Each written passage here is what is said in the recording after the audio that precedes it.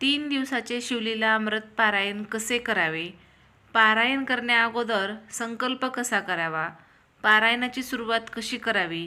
याविषयी सविस्तर माहिती जाणून घेणार आहोत. नमस्कार मंडळी, श्री स्वामी समर्थ. मंडळी, 15 फेब्रुवारी 2026 वार रविवार या दिवशी आहे महाशिवरात्री. महाशिवरात्रीला आपण सगळेच पारायण करतो, शिवलीला अमृत ग्रंथ वाचतो. पण हे पारायण कसे करायचे, याची सुरुवात कशी करायची, सांगता कशी करायची, या गोष्टी आपल्याला बऱ्याच माहिती नसतात आणि आपण पारायण करतो, पण त्याचे फळ आपल्याला मिळत नाही. आज या व्हिडिओमध्ये जाणून घेणार आहोत सविस्तर माहिती. शिवलीला अमृत ग्रंथ पारायण हे 7 दिवस, 5 दिवस, 3 दिवस आणि 1 दिवस असं केलं जातं. कोणी कोणी 2 दिवसातही करतं.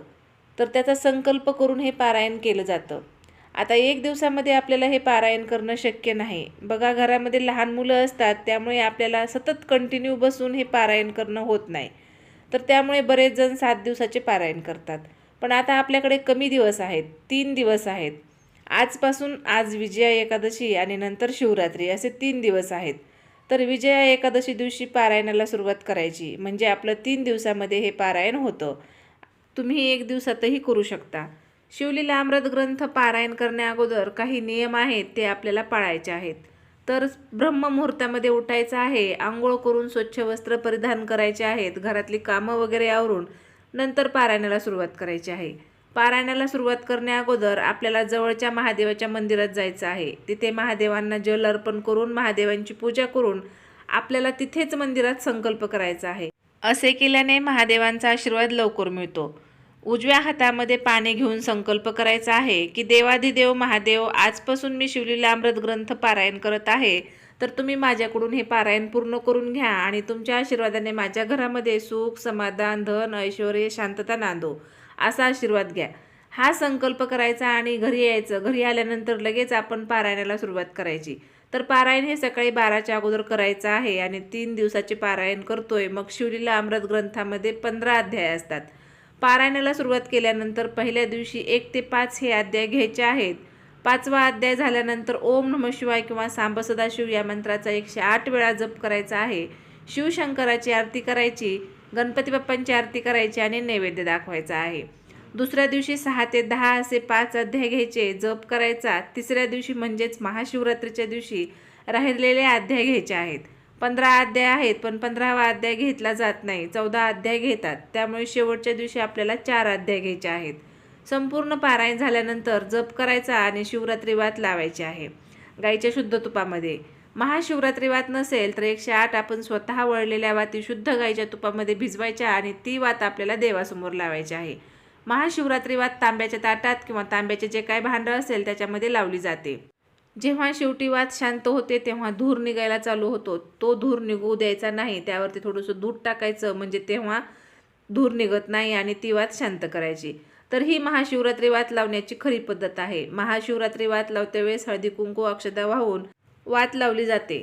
पारायण झाल्यानंतर महादेवांना नैवेद्य अर्पण करायचा. सगळ्या घरातल्यांनी महादेवांचे दर्शन घ्यायचं, सगळ्यांना नैवेद्य द्यायचा आणि आपली जी काही मनोकामना आहे ती महादेवांसमोर सांगायची.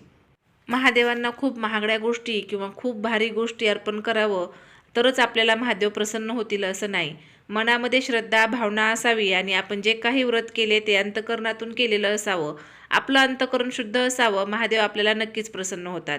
महाशिवरात्रीच्या दिवशी कोणालाही वाईट बोलू नका, कोणाशी भांडू नका, प्रेमाने बोला आणि देवाचं नामस्मरण जास्तीत जास्त करा. महादेवांच्या जपाचं नामस्मरण करा, आपल्याला नक्कीच महादेव प्रसन्न होतील. शिवलीला अमृत ग्रंथामध्ये एक कथा आहे बघा. तर त्या कथेमध्ये महाशिवरात्रीच्या दिवशी महादेवांचा अभिषेक केला जातो. अभिषेक महिला करत असतात आणि त्यांच्यासोबत लहान मुलं असतात. ते सर्व हे पाहत असतात. अभिषेक करते वेळेस जल अर्पण करतात, दूध अर्पण करतात आणि अभिषेक महादेवांचा होतो. तर हे सगळं मुलं पाहतात आणि तसंच ते बाहेर खेळते वेळेस अंगणामध्ये महादेवांची प्रतिमा स्थापन करून त्यासमोर पूजा करतात. थोड्या वेळात त्यांची आई त्यांना बोलवायला येते. तर काही मुलं आईने बोलवलं की तिथून आईसोबत घरी जातात. पण एक मुलगा असतो, तो इतका मग्न होतो त्या पूजेमध्ये, त्याला आई बोलवते तरी त्याच्या लक्षात येत नाही की आपल्याला आई बोलवते. मग राग आई काय करते, तर ती पूजा त्याची मोडते. तो इतका रडतो, ती आईने पूजा मोडलेली असते म्हणून. कारण की तो इतका त्या पूजेमध्ये मग्न झालेला असतो, तो खूप रडतो, अक्षरशः तो बेशुद्ध होतो आणि त्याची ही सगळी श्रद्धा पाहून साक्षात महादेव त्याला प्रसन्न होतात. तर सांगण्याचा उद्देश हाच की महादेवांना खूप शृंगार किंवा आपण खूप नटून थटून मंदिरात जाणं किंवा खूप महागड्या वस्तू महादेवांना अर्पण करणं याची महादेवांना अपेक्षा नाही. त्यांना फक्त अंतःकरणातून महादेवांची पूजा करावी आणि आपलं मन स्वच्छ ठेवावं, आपल्याला नक्कीच प्रसन्न होतील महादेव. शिवलीला अमृत ग्रंथ वाचन करते वेळेस काही गोष्टींचं पालन करायचं आहे. तर पारायण काळामध्ये आपल्याला सात्विक आहार घ्यायचा आहे, कांदा लसूण खायचं नाही. पारायण काळामध्ये बाहेरगावी जायचं नाही आहे. आपलं 3 दिवसाचे पारायण आपल्याच घरी व्हायला हवं. तुम्ही पारायण सकाळी 12 वाजेपर्यंत करू शकता किंवा 3च्या नंतर संध्याकाळी पण तुम्ही हे पारायण करू शकता. पारायण स्त्री पुरुष दोघेही करू शकतात. महाशिवरात्री झाल्यानंतर दुसऱ्या दिवशी महादेवांना दही भात हा नैवेद्य दाखवा. महादेवांना दही भात प्रिय आहे, त्यामुळे त्यांना दही भाताचाच नैवेद्य दाखवा. तर या पद्धतीने शिवलीलामृत पारायण करा, म्हणजे महादेवांची कृपा तुमच्या आमच्यावर सगळ्यावर हो. हा व्हिडिओ जर तुम्हाला जराही आवडला असेल तर या चॅनलला लाईक करा, शेअर करा, सबस्क्राईब करा. व्हिडिओ पाहिल्याबद्दल तुमच्या सर्वांचे अगदी मनापासून खूप खूप धन्यवाद. भेटूया अशाच नवीन व्हिडिओमध्ये. श्री स्वामी समर्थ. कमेंटमध्ये सांब सदाशिव लिहायला विसरू नका.